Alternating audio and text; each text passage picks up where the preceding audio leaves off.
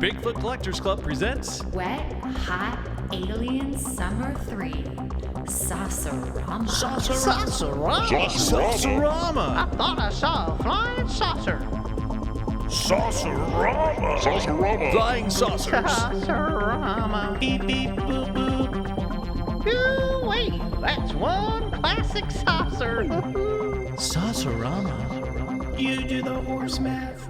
Hello, everyone, and welcome to Bigfoot Collectors Club, the show where we talk to amazing guests about their personal paranormal history and share stories of high strangeness. I'm your host, Michael McMillan. With me always is your super producer, ultra-terrestrial, extraterrestrial mage of all the multiverse. Wow, that title just gets better and better. Riley Bray. And filling in for Bryce Johnson this week is your alternate host. You know him, you love him, actor, comedian, host of High Strangeness. Hi, Steve Berg. There you go. Steve Berg is with us. All right, Steve, we're going to have to ask you to leave. Yes, so sorry. No, I'm so nervous. it's actually perfect because I would say 7 out of 10 times Bryce comes in a little late. Yeah. Not listening when I bring him in. So Kinda that's when he what. wakes up. Yeah, Bryce is great. Bryce is in good shape. He is just off on a top secret mission, which I'm sure you guys will be able to hear about sooner rather than later, hopefully. But we're very happy to have Steve filling in the chair. This is a man who knows his way around high strangeness. And of course, you know, he's a twofer. He's a guest and a fill-in host. So welcome, Steve. How are you? Value. Buddies, it's so great to be here on a wonderful Wednesday hump day with you. I hope you guys are... did you guys have a nice lunch? What did I eat for lunch? I had a Hank's bagel today for lunch, a tuna salad sandwich. It was delicious. Hello. I stopped by Monty's Good Burger in Monty's is great. All the misfit symbology. Yeah. Oh yeah. Oh totally, yeah. And also just love that. I love like a vegan meal that just feels like it's not. Or a vegan meal that feels like it's like bad for you. It's just like really a pleasure in life. I think in terms of like vegan burgers, in kind of like that junky classic American way, not like a fancy one. They're the best in the world, I think. Yeah, I'm totally. a big Monty's guy. I it was a good like back in you'll love back it. in Never America. been? Get my sloppy vegan burger. Oh, yeah. Shout out Back Monty's. Great Good spot. old US of A. Free ad for Monty's. Yeah, man. Great place. Steve, how was your lunch? It was really nice. I had didn't have a lot of time, so I just did a quick little Trader Joe's kimbap. Okay. Which I don't know if you know about the whole Trader I don't know Joe's. what a kimbap is, so I'm going to It's pretend like- I it's I like did. a I hot believe that sushi you did roll. now. Yeah, they're wonderful. Trader Joe's, they're so popular, they'll only let you buy 2 at a time. It's like cause problems. Oh, Oh, wow. It's like an exclusive action figure at San Diego Comic-Con. Limit to limits per customer. It's true. What do you think the fight was that happened that made them finally be like, you know what, we're limiting the kimbaps? I mean, dude, it was a problem, I guess, with the people who work. I talked to like the manager about it, and I also made friends with him. He told me they come in on Friday mornings, so now I go Friday mornings. But he said that like workers were taking the cases of them before they put them out for themselves. Yeah, they're that good. It's an inside job. Okay. Oh, wow. yeah. You know what? Just to bring it back to action figures, people who work at stores do that too. There'll be an exclusive figure at Target, and they'll just take it and put it in the back for themselves. Good. They're underpaid. They should do Yeah, I was everything going they to can. say the same Fair thing. enough. Yeah, Steve. I don't was pay, like, don't even pay for enough. them. That's why you got to pre-order. Turn it down. All right, everyone. It's Wet Hot Alien Summer 3 Saucerama all summer long here on the Clubhouse main feed and over on our Patreon, BCC The Other Side. We're exploring, Steve, the classic era of the flying saucer, the golden age of the UFO, which falls between, I would say, the years 1947 and 1960. Boom. And this week, what we're doing is we're dipping back into the L-Files for your classic UFO and flying saucer encounters and beyond this week. So I'm very excited to get into it. But Steve, Riley, before we sift through the file cabinet, Riley, why don't you nominate our 5-star Club Scout of the Week? This is a person who has left us a 5-star review on Apple Podcasts. This person's username is Wilder D. That is my real name, which is a truly awesome username. Yeah. Yeah. Also, in line, I feel like Michael may have selected this for the L Files because this review turns out, an L File. Yeah. And the subject of this review is, sorry, I didn't know how to get you my story. And here's the review. I'm going to be honest, I don't remember this that well, so I'm going to go off my dad's POV. I didn't know how to get this to you. Here's the thing, I don't remember it that well, though. So I will tell it from someone else's perspective. Yeah. I love it. Wilder, great start. This was several years ago, and I was around 7 or 8 years old. At that time, me and my family lived in Baja, Mexico, in a very small town called Todos Santos, about an hour north of Cabo San Lucas. We'd just been riding four-wheelers in the mountains all day, nice, and had gone back to our camper that we lived in at the time. Me and my dad were sitting on the tailgate of his truck when we looked up and saw an especially bright star. My family and I love stargazing, and I had never seen this one before. We were watching it for about a minute when it disappeared for like 30 seconds, and then came back in the same spot, slightly dimmer as farther away. It did that one more time, but this time it appeared not in the same spot, but further away in a different location. It then disappeared again, and we never saw it again. I hope you read my story and enjoy it. We did. My dad has some others like it we might share. Completely recommend the show. I think it is really good. Hope you enjoy my story and make some new merch. Okay. Thank you, Wilder D. That is my real name. Now, I'm confused because you said you were telling him from your dad's perspective. So is this, when you say me and my dad, do you really mean your dad and your grandpa? I'm confused now. It's a loose sort of narrative device. No, you know? I get it. It is, We're which I floating like. perspective. Yeah. Yeah. And with a name like that, you can kind of get away with that, you know? Yeah. That's true. It's very He's French wilding New out. Wave. Yeah. Yeah. This is the cinema verite Yes. of our five-star. Exactly. Of five-star Very reviews. Truffaut, Wilder. Very Yes, Truffaut. yes. Did leave us 5 stars. We forgot to mention that. Oh, yeah, But thank 5 you, stars. Wilder D. Man, what a do you dreamy think, Steve? childhood, riding four-wheelers all day and then stargazing with your dad in the bed of the truck. That sounds awesome. That's what I want to do. That's all I want to do. I know. I like it. I don't know what it could be. It sounds unidentified. It sounds strange. Yeah. I've seen stuff like this, as our listeners know. I saw a light similar to this in Sedona. It kind of looked like a star, but it was doing some weird stuff. Right. Well, I mean, Yeah. Sedona's, it's Quartz City, the second biggest quartz deposit in right. North America. You know, there's First some high being Somerset, strangeness. Kentucky. Come on, jeez. This Good does stuff. have that feeling of it sort of like playing with them, you know, the appearing and then be like, oop, no, I'm over here. Oop, no, I'm far away. Like it's kind of that whole thing. Well, Very- Wilder D, that is, if that is your real name, you can write into us at BigfootCollectorsClub@gmail.com, as did our friends from this episode. And speaking of merch, we have new Saucerama merch up in the TeePublic shop. We've got our retro tee going strong. People are loving it, and we love that you guys love it. And then we also re-released our Vaporwave Wet Hot Alien summer shirt. So this The OG. stuff, that's the OG. And when summer comes to an end, so does our Saucerama shop. So head over to tpublic.com/Saucerama. Steve, after we're done, send us your size. We're going to send you a t-shirt. That's oh right, my goodness. Steve. I love a t-shirt. And I you love, go. I mean, the Saucerama. I'm a saucer head, by the way. My favorite form of UFO. Okay, let's get into it. Excellent That's choice. yeah. Excellent Let's choice. check in. How have you been? How are things Great. in Nebraska? Give us your hot take on saucers. We want to hear all about it. Yeah, I've been really I've been traveling a lot the last month, so I haven't been home a lot. But what's going on in the saucer world? Well, I'll tell you what I did about 3 weeks ago. I was in southwestern Pennsylvania visiting my in-laws, and I got a half day to myself, and I was able, after like 10 years of trying to find this one location of really one of my favorite high strange cases of all time. And it's this Kecksburg? no, but very close to I'll shut up. Kecksburg. Maybe No, I'll no, just no. listen. Probably about 40 miles south of Kecksburg. But this is in Fayette County, Pennsylvania. And I'll try to give the very quick story. But this guy, actually a group of like 15 people, including a couple police officers, saw this like red disc.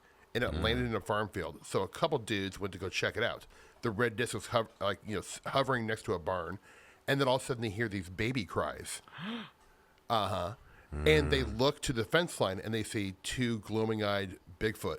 You've I probably know heard this this is. case. It's a Greensburg case. Yeah. It's so fantastic. But Stan Gordon, who documented this case, has always been very hush hush about the location, what the guy's name was. But I did some deep digging on newspapers.com, and they mentioned the cross streets, and then I was able to corroborate it with someone else who I can't name who it was. And they told me that is the location. So I went out, shot a little video. It was like I got like a lot of like weird vibes just because I knew the story. Sure. And I've been trying. That's what I like to do in my spare time. Is like stand in hell a yeah. field where something weird might have happened.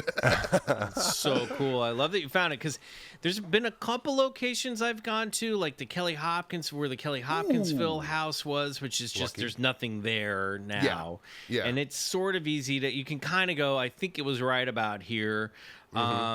Bryce, of course, has been to Willow Creek, up to Bluff Creek. Hell He's yeah. been on the site where the Patterson-Gimlin film was shot. I'm trying to think any other place that we've been where like the event actually happened. So that's pretty cool. And it is. It's also it's cool because you're like, this is rad, and then you're also like, I'm just looking at a field. There's a couple of people driving by, and I think they thought I was like some weird sketchy dude, and I guess I am.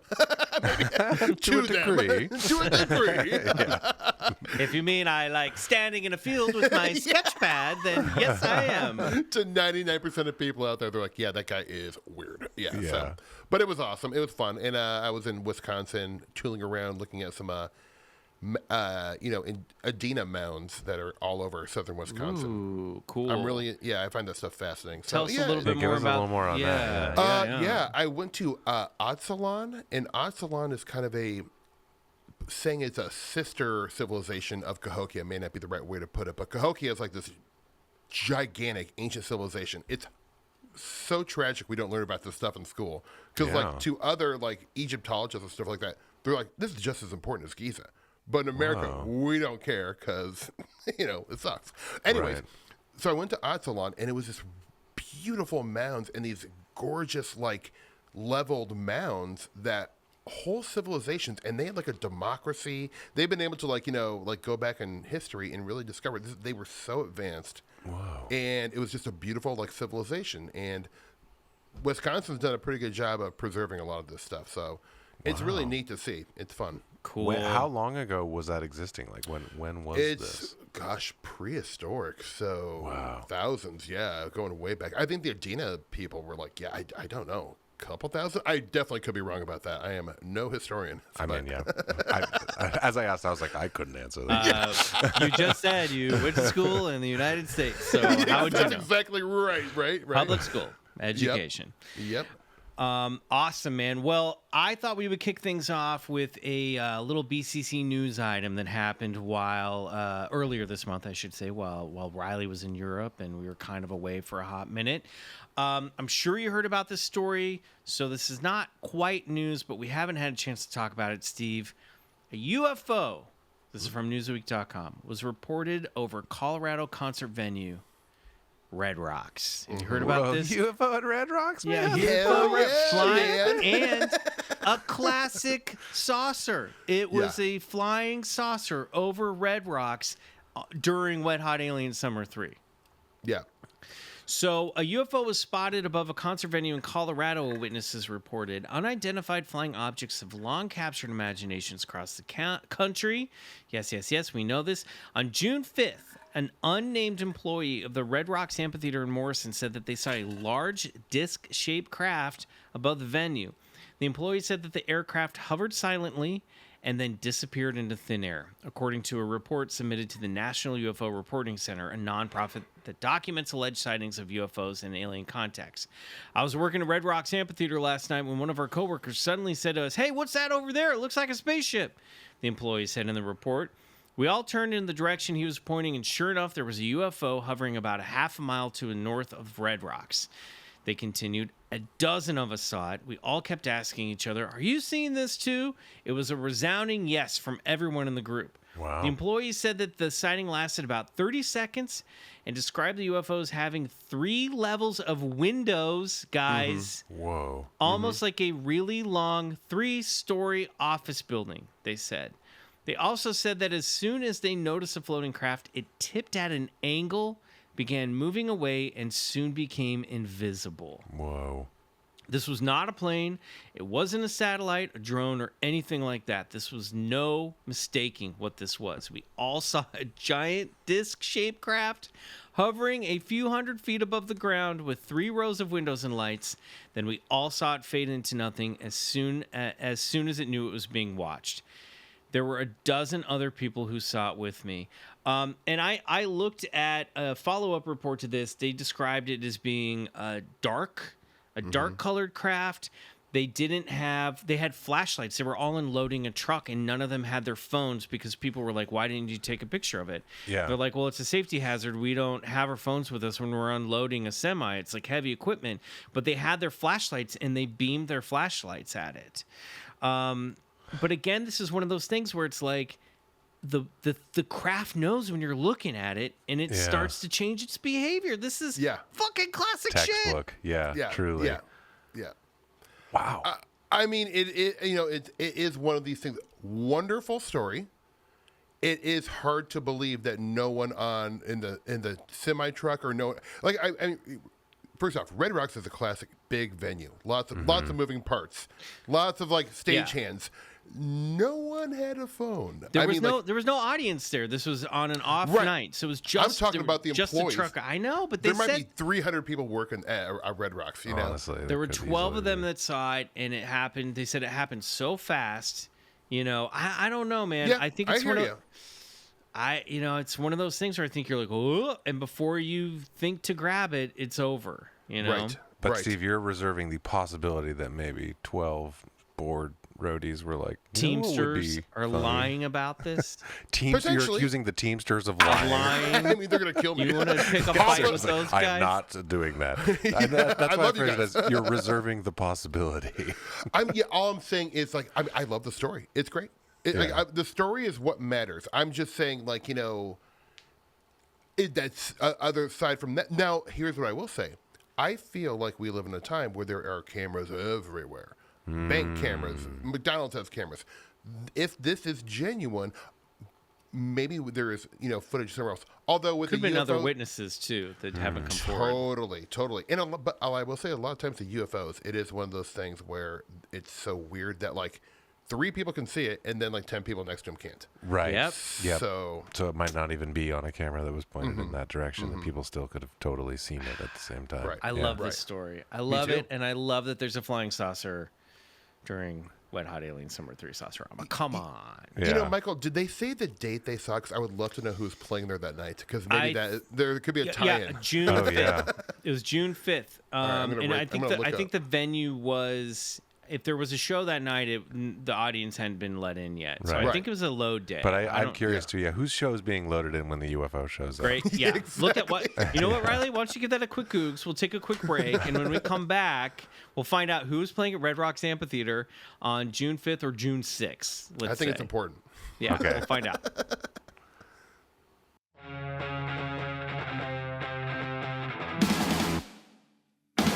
Okay, we're back, and Riley has a name for us. Now, it's not one that we're totally aware of. So, who was playing at Red Rocks that day? Ian Munsick? I don't know who that is. Musician from Wyoming. But the Warren Treaty were opening, and I've heard of that, along with Chancey Williams. Looks pretty country. Maybe. Yeah, it feels like it probably. I'm going with Wyoming. like Americana country. folk. Americana, yeah.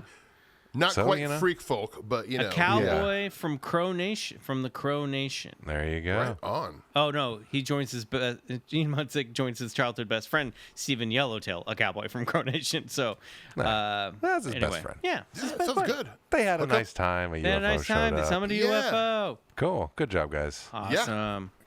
So right cool. on. Okay, well, let's dip into these L files, Steve, and I would love it if you would dust off that file cabinet, open it on up, and why don't you present us with the first story of the episode, please? Okay. It starts off saying, "Hi, boys. Since it's the summer of classic saucer sounds, it seems like a great time to share my grandfather's story that fascinated me as a kid. My grandfather was a lighthouse keeper in the late 1950s at Holborn Head, a small headland on North Coast. Sorry. Now, I'm going to pause and just warn you, Steve. A lot of our listeners don't like punctuation. Yeah. And they don't spell check things. I'm So figuring- they're a I'm lot figuring like that me on my rough drafts of high strangeness. So I'm figuring that out as I read it. I'm like, I'm don't not sure drive what that too word means. fast. Yeah, just you I'm going gotta, to slow it down. Yeah, let me Yeah. start Don't over drive then. too. I mean, don't go too slow, but don't drive too fast. it's just free jazz, you know. You Yeah. just This gotta, is very free jazz. Yeah, just gotta okay, bounce okay, with it. Okay. Can I start over? Sure. Go for it. Okay. Hi, boys. Since it's the summer of classic saucer sounds, it sounds I There get you it. go. Since it's the summer of classic I'm just saucer. gonna say, yeah. I'm Sounds putting like some a great there time we to go. share. I got it now. I should have made some marks. Okay. Yeah, didn't you score this text before coming on to the show? Come on, Steve. Oh my god. Exactly right. It's written in iambic pentameter, too. Yeah. I fucked up. Take 3. Hi, boys. Since it's the summer of classic saucer, sounds like a great time to share my grandfather's story that fascinated me as a kid. My grandfather was a lighthouse keeper in the late 1950s at Holborn Head, which is a small headland on the north coast of Scotland. 5 miles along the coast was I'm going to probably butcher this, Dournay, the world's first breeder of a nuclear reactor. A highly experimental, advanced bit of technology at the time. In fact, the UK government had a place there as it was the furthest place away from London in case something went wrong. Cue the rant about Scottish independence, he says. Okay. He wants Bryce to shout freedom here. Yeah. Bryce is not here, so there you Yes, go. from Riley the nailed it. heavens. From the heavens. Okay, so cutting to the chase. For about a week in the middle of the night, my grandfather and his fellow keepers noticed this bright light in the middle of the night. Using a big lighthouse telescope, they observed that it was a silver disc with a ring of bright lights around the middle. He described it as being like rocket exhaust fumes. Very weird. It would hang stationary for hours at sea, watching. He watched and he assumed something about the reactor. I think Then- he's assuming the thing was watching the reactor.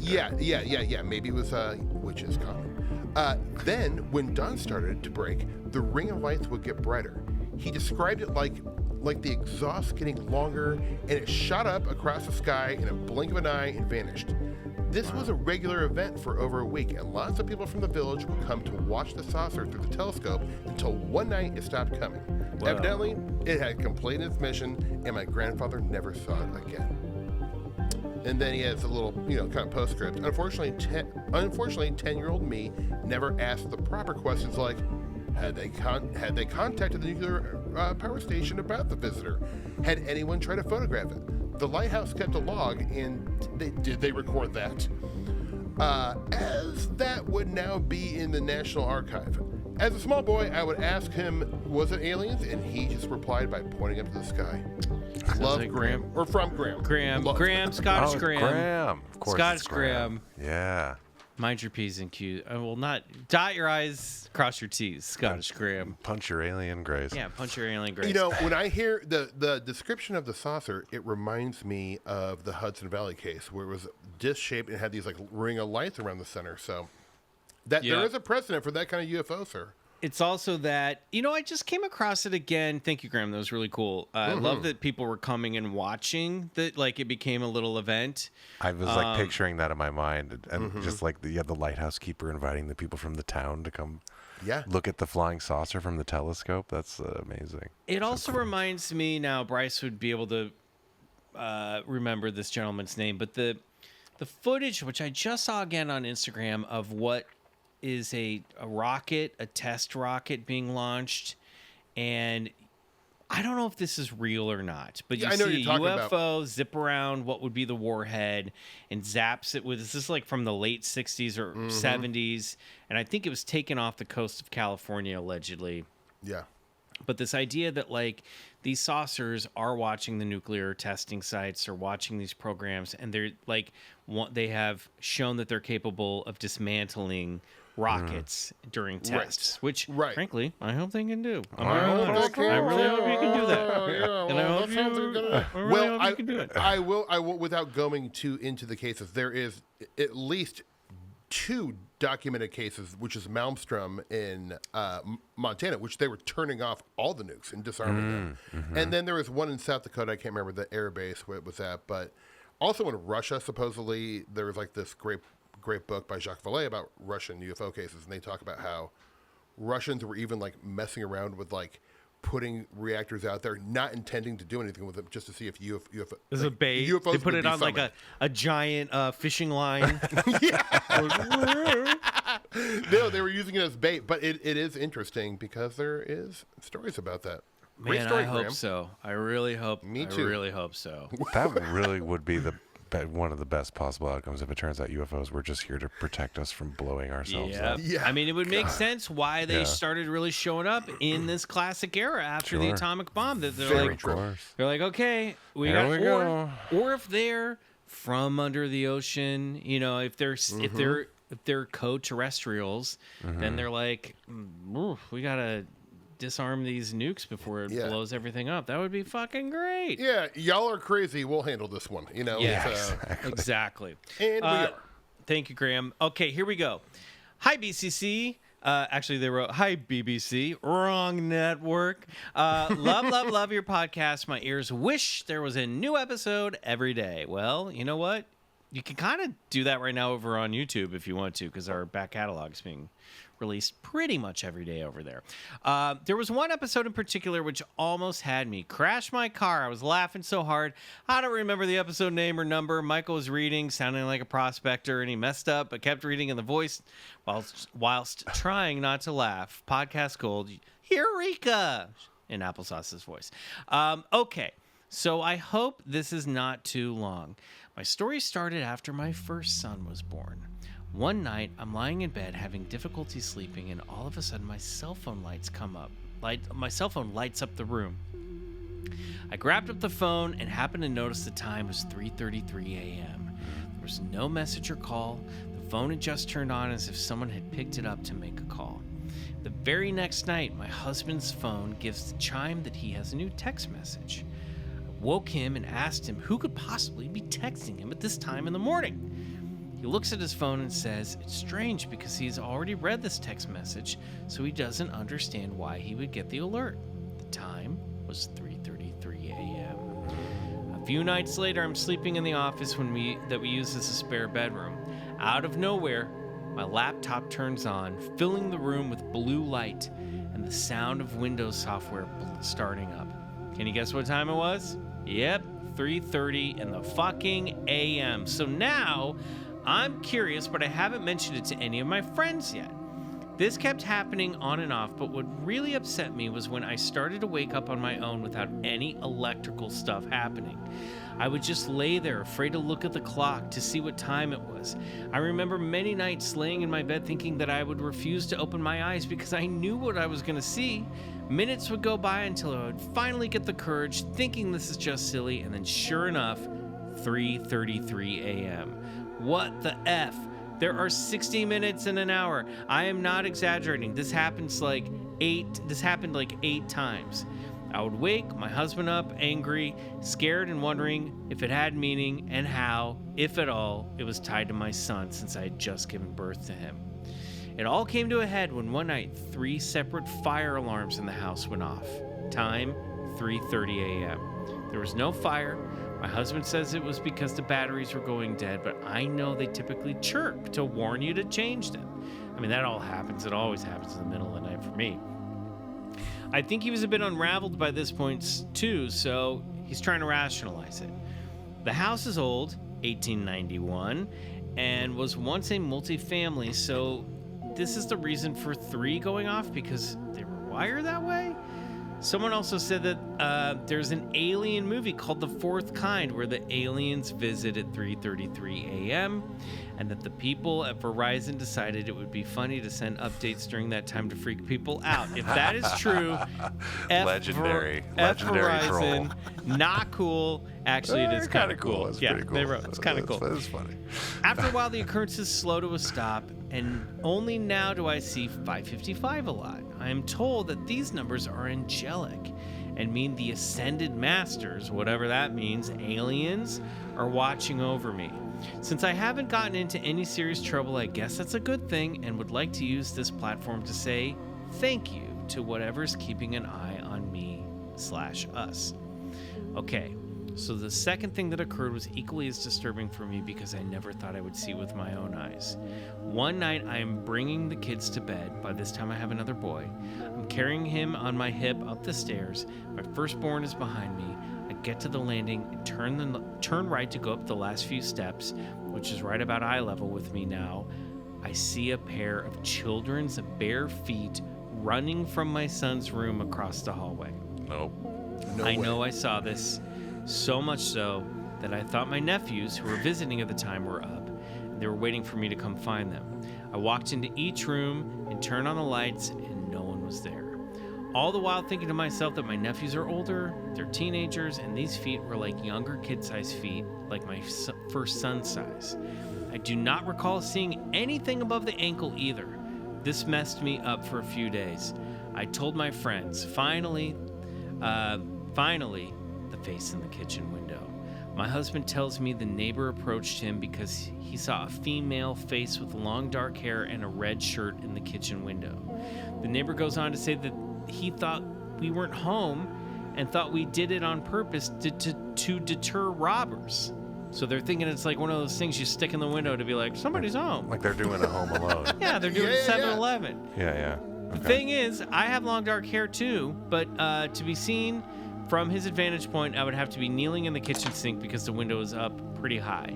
The neighbor can be a bit of a prankster, so I thought maybe he's pulling our leg, but he crossed his heart, so we added it to the list of strange things. Anyway, hope you enjoyed my experiences. Thank you so much for your funny and curious podcast. Never stop. Truly, Stacy XOXO. Weird stuff here. I mean, haunted, based on the other two stories, but I love the 333 thing. I mean, I felt this was kind of close encounters with things lighting up. For me, for some reason, I always think of aliens and not ghosts when like electronics are going off. Yeah. I mean, maybe aliens or ghosts are the same thing. Who knows? True. I mean, because those little children's feet, those could be the feet of an alien gray, as far as I'm concerned. What's up with that? That would, if I saw like fleshy high strangeness, manifestations are too much, right? If I saw an apparition, it would be shocking. I could deal with it. But going back to the electronics thing, I find that very fascinating.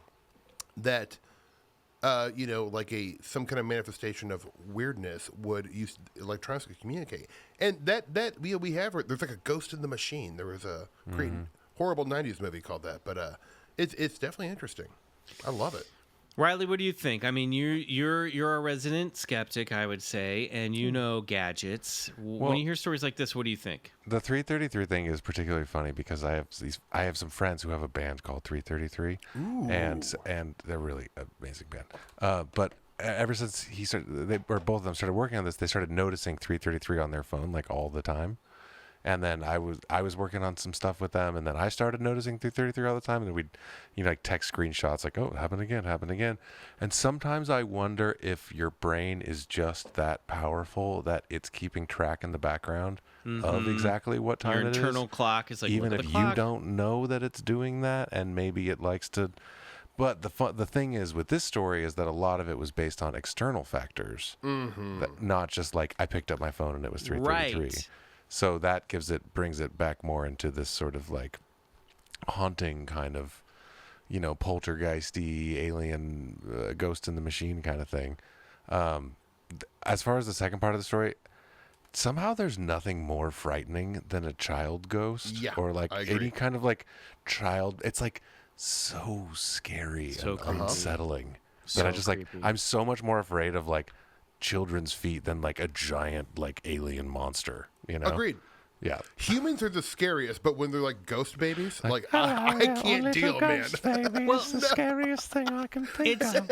It's also Horrible, that horrible. it's close to haunted dolls. It's the idea of an innocent thing being put into a dark atmosphere. You know, I think you nailed it. You nailed it. Yeah, that's that it. really. It's funny. I don't think I've talked about this on the show yet, but this has been. I've been having a clock thing happening to me since my mom passed in January, where I keep finding myself looking over at the clock and seeing 10:21, and that's my birthday. Oh, which is really weird. And I didn't start to. I was like, well, that's weird. I keep looking over and seeing 10:21, October 21st on the clock, and then I was like, and maybe this is me grasping for straws here, but I'm like, oh, well, that's my It's your visceral birthday. connection That's to your my mother. Yeah. That's the day, you know. Yeah. So I did it just the other day, and it's really been going on like a lot. So but I've also thought the same thing you did, Riley, where it's like, well, now maybe my internal clock is just kind of set to this.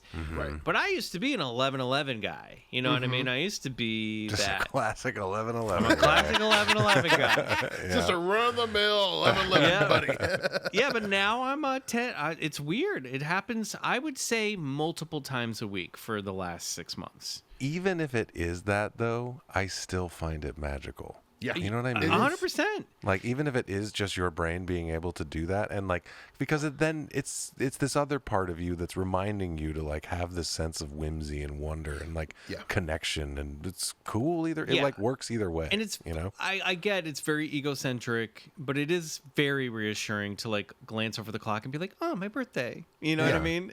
It is. well, yeah, it's like your mom. It's nice. Yeah. It's beautiful. Well, I think what you said, Riley, about it's kind of like your subconscious enchanting your life for you without us knowing it. Yeah. And maybe Right, that's what a Riley. lot of this stuff is. And if that is just the case, that would be mundane to a lot of people.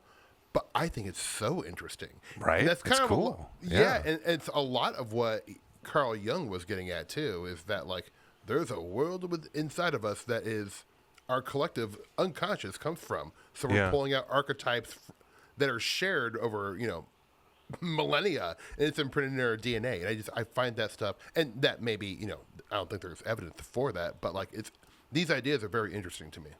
Yeah, me too. I think it's like I almost think of it as like these are the conditions that are required for consciousness to exist. Like there needs to be this underlayer of this sort of subconscious murky chaos thing. Yeah. And then, perhaps our experience of the paranormal is a way of interacting with that. Who knows? But it's an interesting thought. It's 100% part of the human condition, no matter what.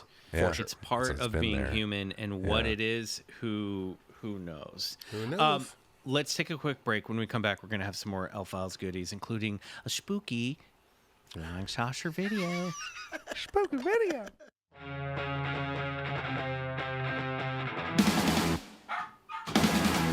Right on cue, the little barks. Violet's barking because it's time to feed the cats, and the cats are with me, and she's very upset that she cannot get to the cat food. I had something else, if you guys will indulge me, Yeah. that I wanted to share with you that I just thought about when we were talking about the time stuff. And the reason I think it's important to share is because I mention this often when we talk about tarot cards. Okay, I'm going to go off on a little bit of a sidebar here. Bring it. Riley, when we talk about tarot cards on the show, don't you always hear me be like, I did a thing and then it was like my deck of cards was like teasing me a little bit, you know, but I never have like a really good example of what I'm talking about. So last night I'm going to bed and there's a spider on the wall that I need to get rid of.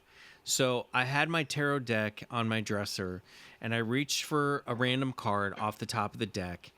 And I shooed the little spider into a cup, and then I took it outside, and I came back in, and I was like, well, since I've already got the deck here, maybe I'll just pull a card. And as listeners of the show know that sometimes I just pull a card to be like, what's a guiding principle for today, or like what's something that I should be thinking about?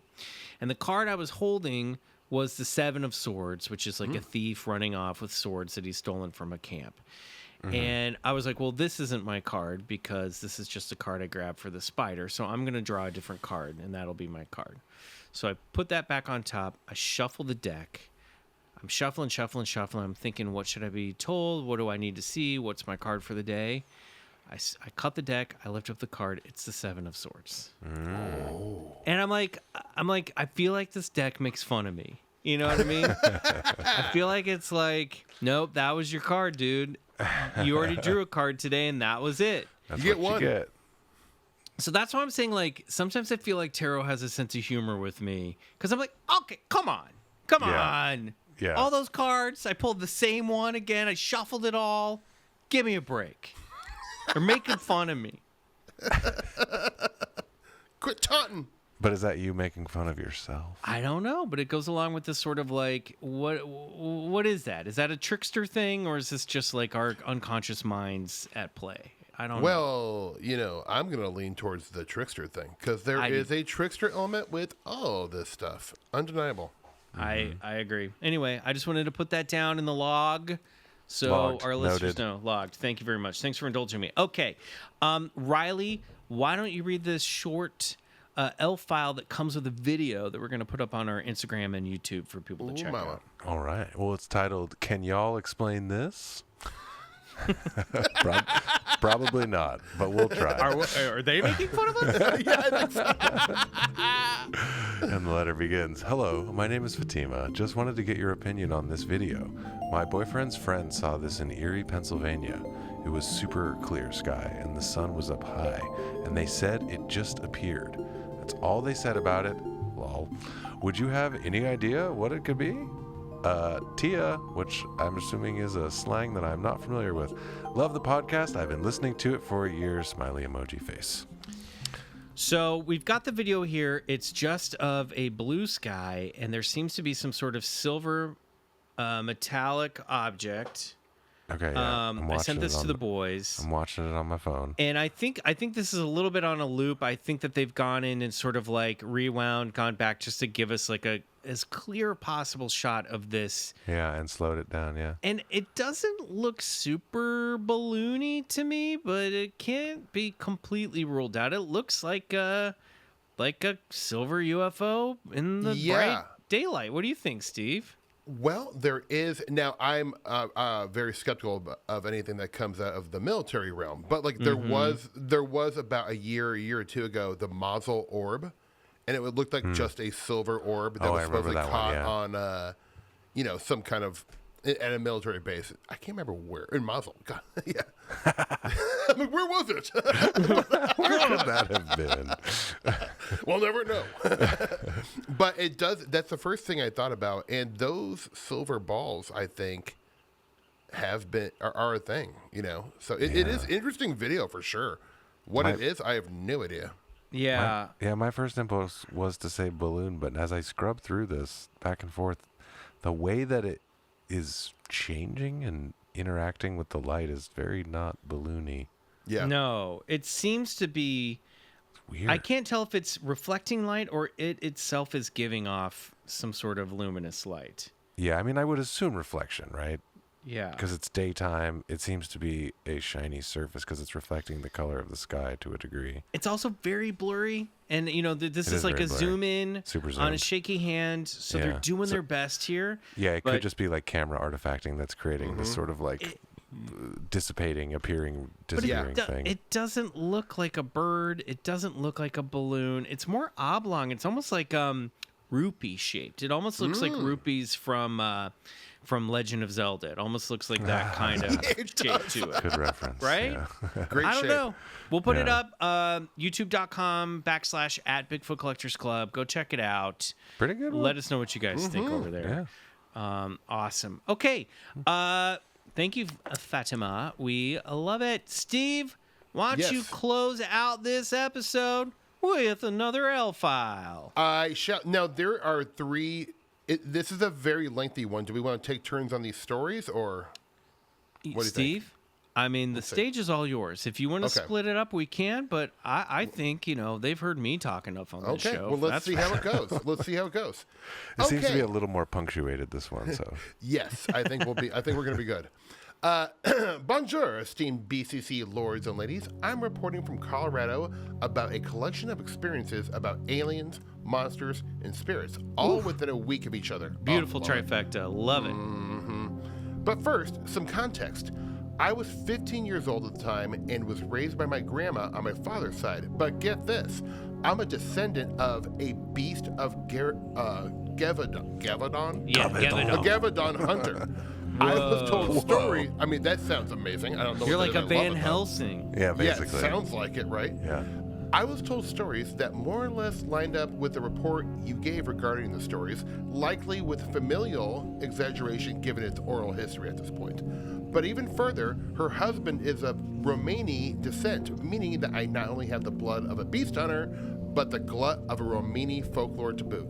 Needless to say, the fantastic side of life is no stranger to either side of my father's bloodline, but not to my mother's either, as my grandfather is Cherokee and my grandmother is Irish. No matter which family I was with, separated parents, never married, never any strife, so no concerns there, I always had stories to hear and legends to learn. I mean, what listener, you should just host this podcast. I will. Yeah, exactly. I'll step down. You can have the show. Such a powerful opening. I'm loving it.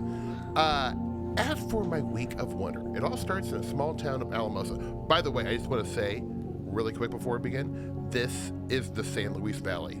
This person's talking about. And Christopher O'Brien has written 3 incredible books, and it's truly considered one of the most high strange places in the world. So, Oh, wow. I just wanted Also- to drop that on the listeners Cool. really quick. Week of Wonder. That's what they should change the name of our show to when they take over. Free ideas. You Free could ideas. stay on as an I'm executive jealous producer. of the nerd. Exactly. I know. I'm just such a dork. I have nothing cool. As for my week of wonder, it all starts in a small town of Alamosa, Colorado, about 4.5 hours southwest of Denver, and maybe a 3-hour drive, give or take, from Albuquerque, New Mexico. I'll be trying to condense each story into 2 paragraphs, and you can choose which one to tell, blah, blah, blah.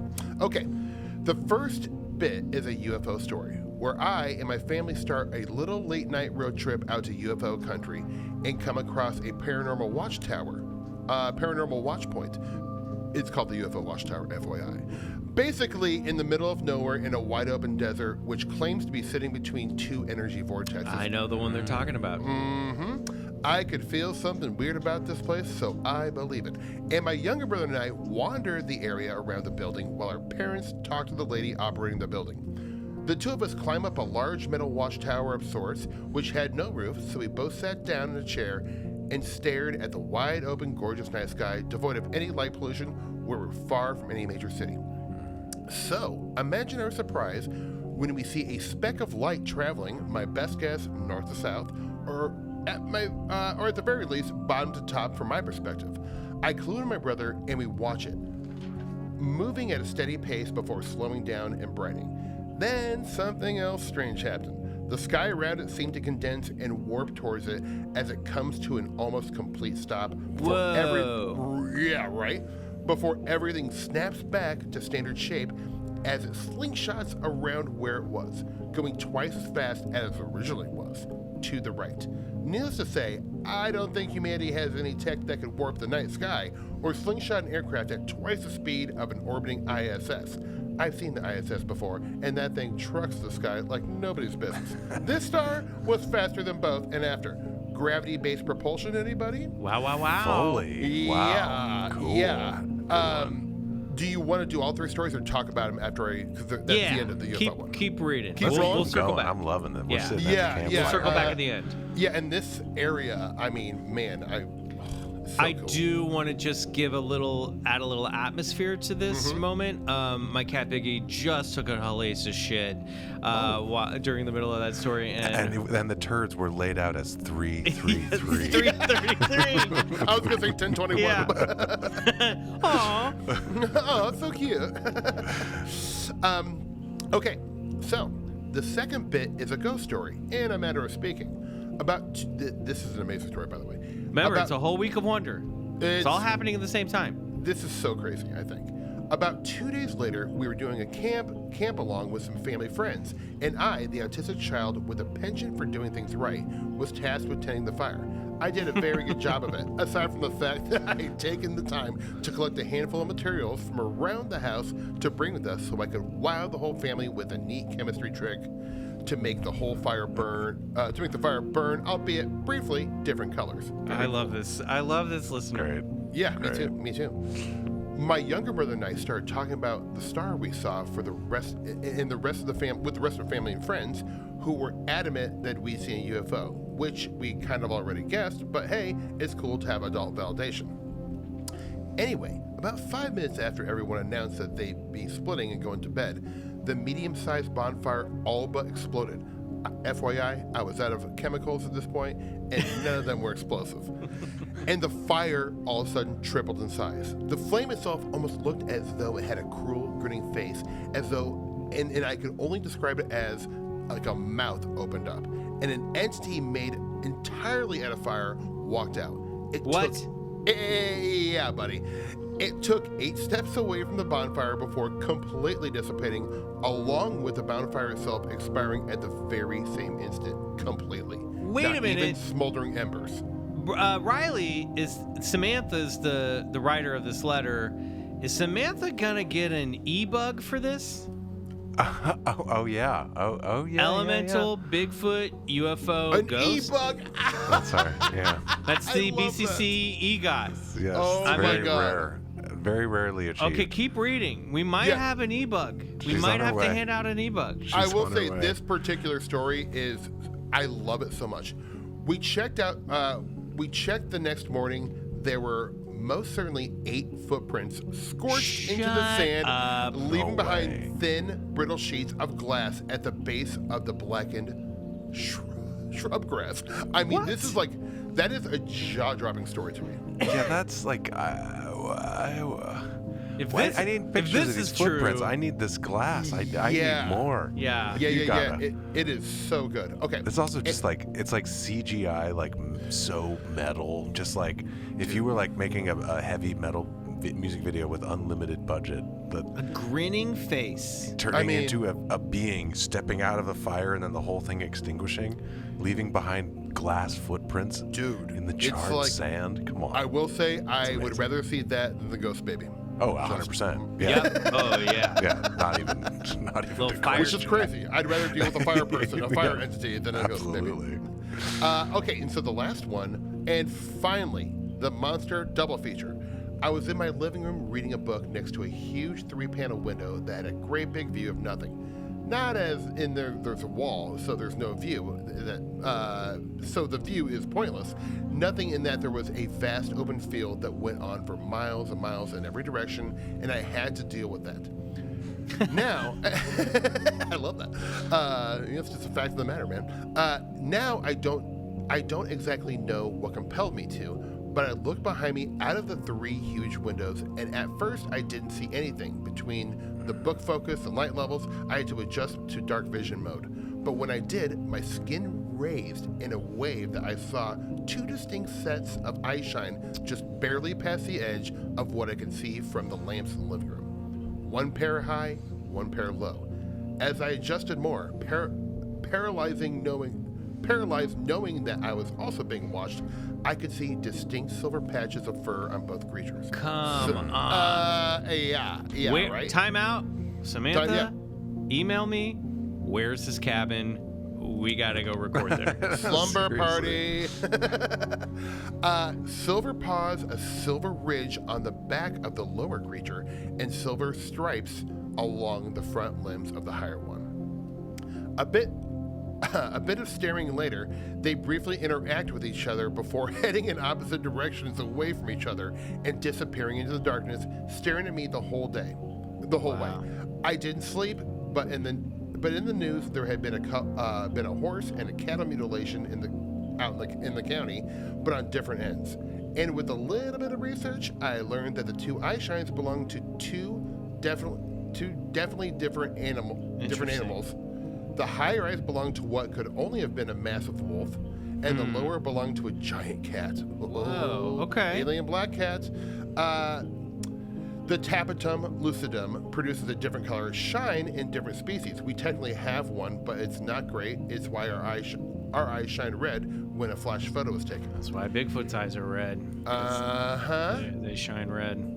Anyways, that's my trio of stories. It's about 10 years later, and I have no idea whether they're related, but I also haven't had any experiences since. Though that's likely because I'm no longer in that area. So maybe paranormal is taking its sweet time making its way to me because it knows it has all the time in the world to find me again. Thanks for reading.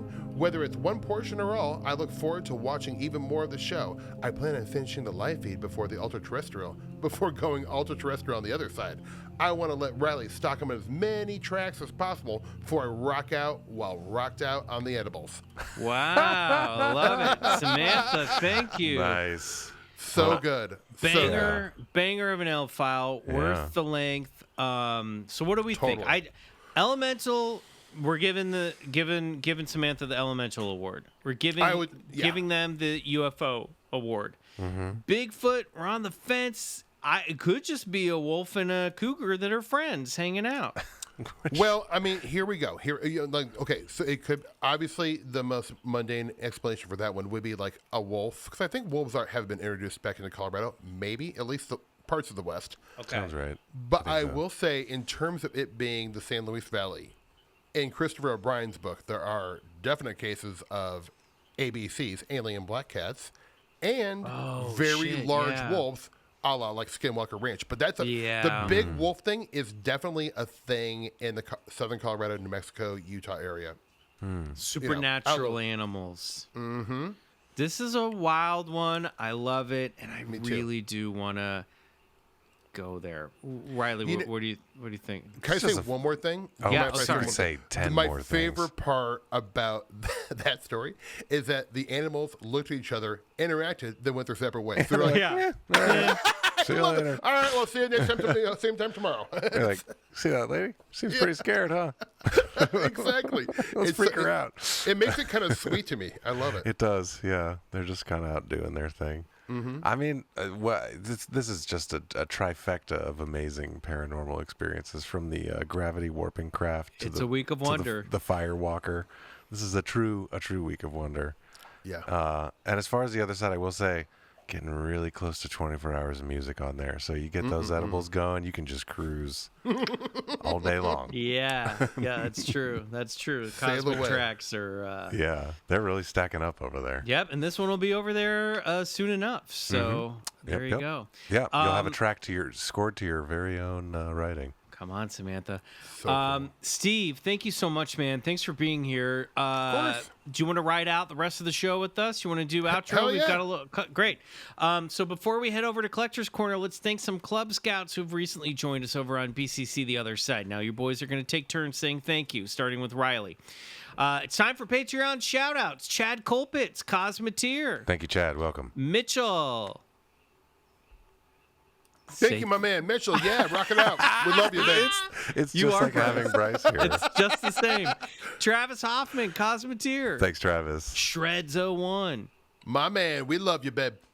Brenda Morales. Thank you, Brenda. Keenan Derby, Cosmeteer. Thanks, Keenan. Stefan Metathene. Cosmeteer. No, I misspelled it. It's Stefan Metathene. Like it's a word I can't say. Amphetamine, but Stephanie, right? Stephamphetamine. Stephamphetamine. We get it. Cosmeteer. Thanks, Stephamphetamine. Haley. Oh, yeah, Haley. All right. You won't regret it. Beelzebub. Cosmeteer. Beelzebub. Welcome to you. Like Beelzebub. Brennan Beatty. Cosmeteer. Brendan, you made the right call, brother. Audrey Based, Cosmeteer. Thanks, Audrey. His are better than mine. Ross Sheaver, Cosmeteer. Ross, you know what the deal is, homie. Good call. Maria Oldham. Thank you, Maria. Thank you so much. Coyote, Cosmeteer. Welcome to the family, Coyote. And finally, favorite name of the week, Totally Awesome Rad, Cosmeteer. Thank you so much. I know who that is. Thanks, Totally Awesome Rad. This is crazy. I'm all these Cosmeteers are getting ad-free episodes every week. So the episode you're listening to right now, if you're a Cosmeteer, you can listen to it on the Other Side feed. You get your entire BCC experience all on one feed, one podcast feed over on the other side, and you don't have to listen to any ads. So join us at patreon.com/Bigfoot Collectors Club. Unlock total access to BCC. B333. B33. I just did it. You just did it. 3 bonus episodes every month. Access to the entire exclusive episode archives to BCC Discord and more. You know what that Cosmic Tier membership's all about. Those ad-free episodes, Riley's Cosmic Tracks. Steve, this is a good spot to plug High Strangeness and any Patreon stuff that you have going on as well. Word up. Yeah, I got a podcast called High Strangers, and we talk about a lot of this weird stuff. And I've had most of you all, Riley's coming on, and we're going to talk about psychedelic rock and roll. Hell yeah, we are. Hell yeah. Man, it might be like 27 hours long. But yeah, I have a webpage that's about to be released with my Patreon and all this stuff and some fun videos of my weird travels. And fellas, thanks for having me on. I just always love being here. The best. We're like Don't go- family now. Your family. You're Don't part go of the- anywhere yet you're part because of the it's show. time for our secret last-minute segment, Collector's Corner. What are we watching, collecting, consuming? Anything you want to recommend? You always have great books, Steve. Let's start with you. Is there anything that you're really into right now that you're like, oh, people should check this out? Dude, I just got done reading a book called Chaos, which is really good, and it's kind of the subtitle is like the CIA and Charles Manson, like the Summer of Love. But it's about it's about some pretty. It's about I don't want to give away too much, and it's not super conspiratorial. Like it's the receipts are there, but like this guy did a deep dive into the Manson case and uncovered a lot of what we know about MK the Ultra Manson shit? case. Yeah, there's some related there's some nefarious stuff, but the book is unbelievable. I think it just got bought and they're making it into a series, but That sounds awesome. And the title is just Chaos? Chaos.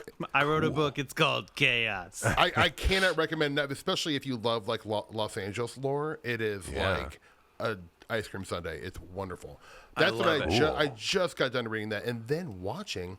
I was the other night. I was like, I wanted to watch the Rocky Erickson "You'll Miss Me When I'm Gone" documentary, which I love, and it's not available anywhere streaming. Oh, Interesting. And I got so upset about that because especially when you can't have something, and I know. This day and So age. if anyone has a copy, please send that to me because it's an important documentary.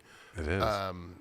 Yeah, and listening to right before we got on, I'm learning how to play one of my favorite songs. It's called "Hide and Seek" by the Brian Jonestown Massacre. Great song. It's a great song, and it's not a Great band. They're a good band to learn how to play music to because not super complicated, but it sounds good.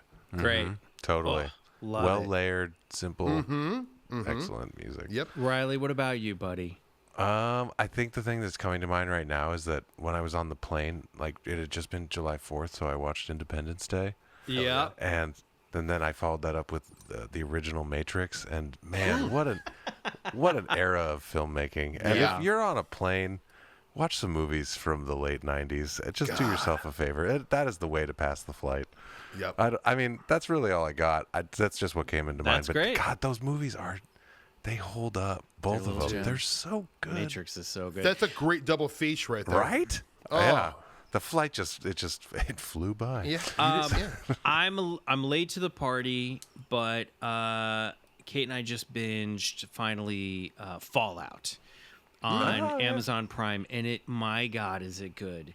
It is just so well written. It's so funny. It's based on the PlayStation I don't want to say PlayStation games because they're not just PlayStation. It's based on the video game series.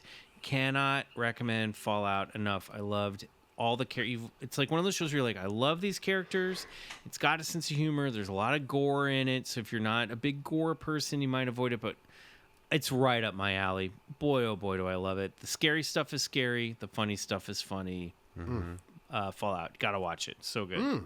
I do have to watch it. I've been meaning to. Oh, it's great. It's great. And John Daly is in it, and I John love Daly John is Daly. wonderful. He's good in it. Johnny best. Pemberton, too, is really good in it. It's awesome. It's so wonderful. All right, everybody. That wraps up another week of Wet Hot Alien Summer 3 Saucerama.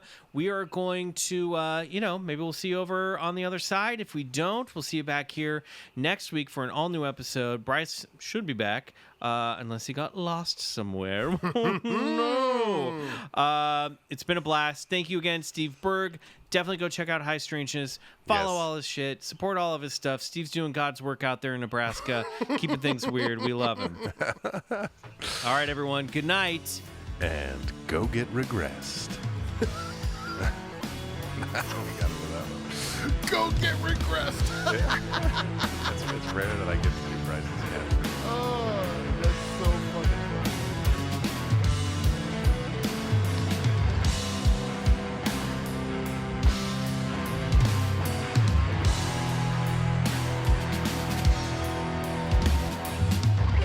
Bigfoot Collectors Club is executive produced by Michael McMillan, Riley Bray, and Bryce Johnson.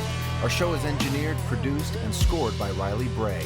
Our theme song, Come Alone, is by Suneaters. Follow them on Spotify. Want more BCC?